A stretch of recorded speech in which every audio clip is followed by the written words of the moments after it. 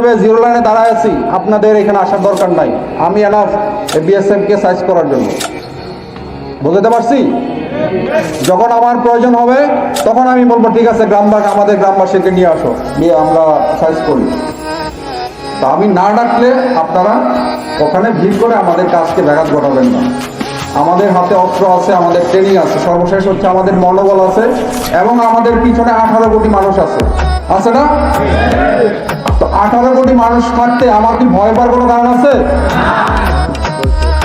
তো ইনশাল্লাহ বিজিবি হচ্ছে, আপনি দেখেন আমি কি দেখাইছি আজকে, বিজিবি হবে সীমান্তের নিরাপত্তা এবং আস্থার প্রতীক। ফার্স্ট হচ্ছে আমি যখন বিজিবি আমার শূন্য লাইনে বিজিবি দাঁড়ায় থাকবে, আপনি নিশ্চিন্তে থাকেন যে বর্ডার সিকিউর, বর্ডারে নিরাপত্তা আছে।